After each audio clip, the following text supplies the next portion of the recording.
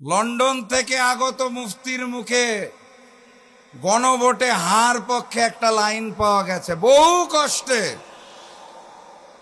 বহু কষ্টে মুখ দিয়ে শব্দটা বের করা গেছে। অন্তর বলে না, জনগণের চাপে বলতে বাধ্য হয় হ্যাঁ। মনের মধ্যে আছে 10 বছরের বেশি আমাকে প্রধানমন্ত্রী থাকতে হবে। হ্যাঁ জয়যুক্ত হলে তো আমাকে আর বেশি প্রধানমন্ত্রী হওয়ার সুযোগ নাই। হ্যাঁ যদি জয়যুক্ত হয় আমি তো ফ্যাসিজম আর জন্ম দিতে পারবো না। হ্যাঁ জয়যুক্ত হলে আর স্বৈরতন্ত্র করতে পারবো না। হ্যাঁ জয়যুক্ত হলে প্রধানমন্ত্রী এবং প্রেসিডেন্টের ক্ষমতার মধ্যে সমতা আসবে। এত দুঃখ কষ্টে অন্তরের মধ্যে না, মুখে বহু কষ্টে বের হয়েছে হ্যাঁ।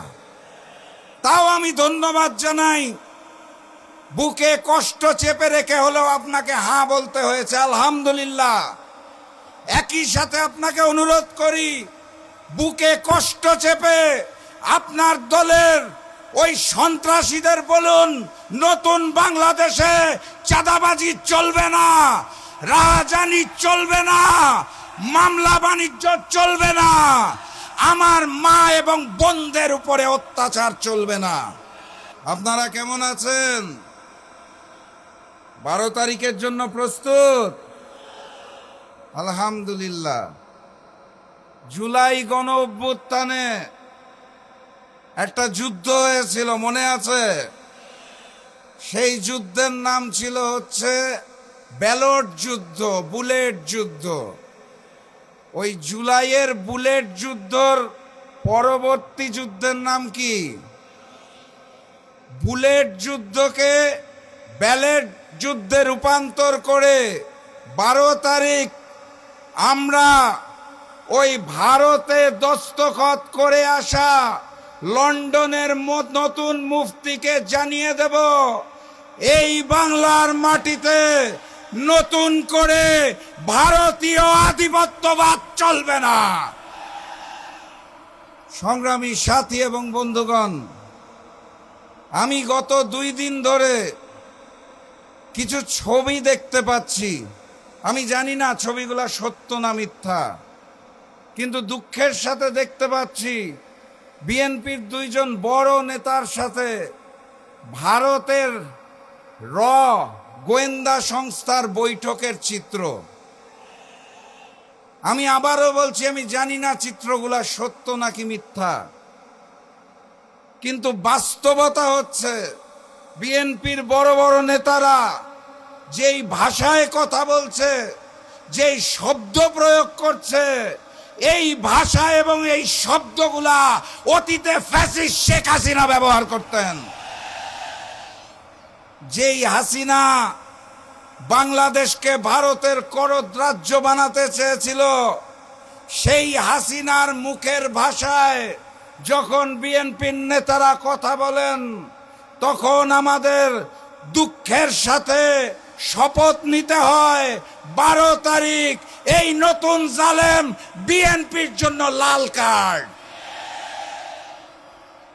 12 তারিখে 2টা ভোট দিতে হবে, মনে আছে তো নাকি? প্রথম ভোটের নাম হচ্ছে গণভোট। গণভোটে গণভোটে গণভোটে শহীদি রক্তের কসম, 12 তারিখ আমরা সর্বপ্রথম গণভোটে হাকে জয়যুক্ত করব ইনশাআল্লাহ। বহু কষ্টে বহুবার আবেদন নিবেদন করার পর জনাব তারেক রহমানের মুখ থেকে গতকাল প্রথমবার লন্ডন থেকে আগত মুফতির মুখে গণভোটে হার পক্ষে একটা লাইন পাওয়া গেছে। বহু কষ্টে মুখ দিয়ে শব্দটা বের করা গেছে। অন্তর বলে না, জনগণের চাপে বলতে বাধ্য হয় হ্যাঁ। মনের মধ্যে আছে 10 বছরের বেশি আমাকে প্রধানমন্ত্রী থাকতে হবে। হ্যাঁ জয়যুক্ত হলে তো আমাকে আর বেশি প্রধানমন্ত্রী হওয়ার সুযোগ নাই। হ্যাঁ যদি জয়যুক্ত হয় আমি তো ফ্যাসিজম আর জন্ম দিতে পারবো না। হ্যাঁ জয়যুক্ত হলে আর স্বৈরতন্ত্র করতে পারবো না। হ্যাঁ জয়যুক্ত হলে প্রধানমন্ত্রী এবং প্রেসিডেন্টের ক্ষমতার মধ্যে সমতা আসবে। এত দুঃখ কষ্টে অন্তরের মধ্যে না, মুখে বহু কষ্টে বের হয়েছে হ্যাঁ। তাও আমি ধন্যবাদ জানাই, বুকে কষ্ট চেপে রেখে হলেও আপনাকে হ্যাঁ বলতে হয়েছে, আলহামদুলিল্লাহ। একই সাথে আপনাকে অনুরোধ করি, বুকে কষ্ট চেপে আপনার দলের ওই সন্ত্রাসীদের বলুন, নতুন বাংলাদেশে চাঁদাবাজি চলবে না, রাজধানী চলবে না, মামলা বাণিজ্য চলবে না, আমার মা এবং বোনদের উপরে অত্যাচার চলবে না। এখানে যারা ছাত্র যুবক ভাই আছেন তাদের বলে যেতে চাই, মায়ের ইজ্জতের উপর যদি হাত পড়ে শরীরের শেষ রক্ত থাকা পর্যন্ত প্রতিরোধ করবেন। আর 12 তারিখ এখানের যে 5 প্রতিদ্বন্দ্বী আছে, 3টা দাড়িপাল্লা, 2টা শাপলা কলি, এর বাদে আর কোনো বিজয় শুনতে চাই না। এই আসনগুলোকে বিজয়ী করে আগামী দিনের প্রধানমন্ত্রী ডাক্তার শফিকুর রহমানকে উপহার দিতে হবে। পারবেন আপনারা? দেখা হবে বিজয় ইনশাআল্লাহ। বিজয়ের পথে যাত্রা শুরু, জীবন অথবা মৃত্যু। আসসালামু আলাইকুম। বিসমিল্লাহির রহমানির রহিম। সংগ্রামী উপস্থিতি, প্রিয় ঢাকা জেলার বাসিন্দাগণ, উপস্থিত 11 দলীয় জোটের নেতৃবৃন্দ, জাতীয় নাগরিক পার্টি এনসিপির পক্ষ থেকে জানাই আসসালামু আলাইকুম।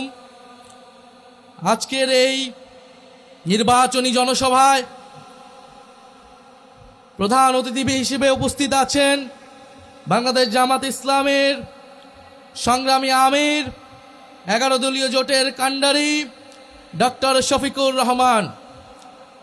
আজকের এই নির্বাচনী জনসভায় সভাপতিত্ব করছেন মোহাম্মদ দেলোয়ার হোসেন, ঢাকা জেলা জামাত ইসলামীর সম্মানিত আমির।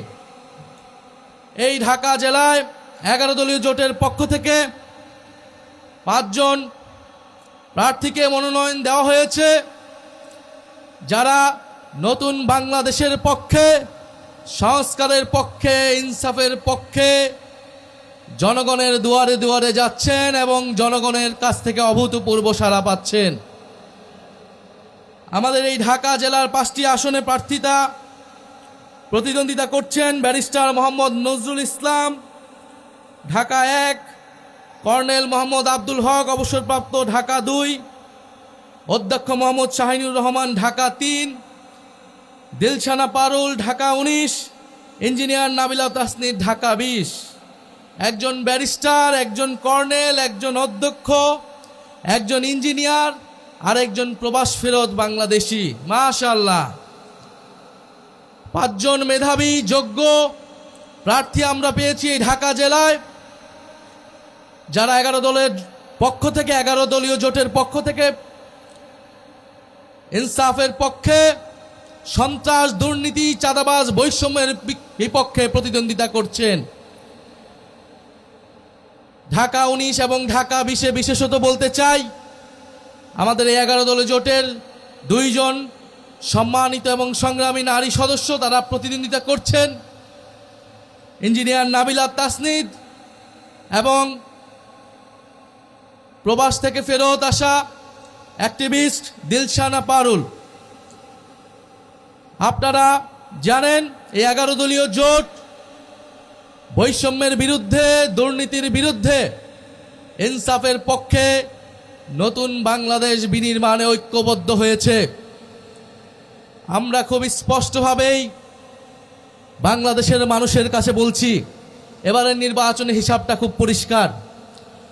আমরা বাংলাদেশ কোন পথে যাবে, আধিপত্যবাদী শক্তি বাংলাদেশে কি আবারও কাজ করবে, নাকি বাংলাদেশ মাথা তুলে দাঁড়াবে, এইটার লড়াই হচ্ছে এবারের নির্বাচন। এই নির্বাচনে ঠিক করতে হবে বাংলাদেশের সীমান্তে কি আর হত্যাকাণ্ড চলবে, আমার বোন ফেলানির মতো কি লাশ আমরা আর দেখব। এবারে নির্বাচনে ঠিক করতে হবে আমার ভাই আবরার ফাহাদ কি আর শহীদ হবে কিনা। এবারের নির্বাচন বাংলাদেশের সার্বভৌমত্ব প্রতিষ্ঠার নির্বাচন।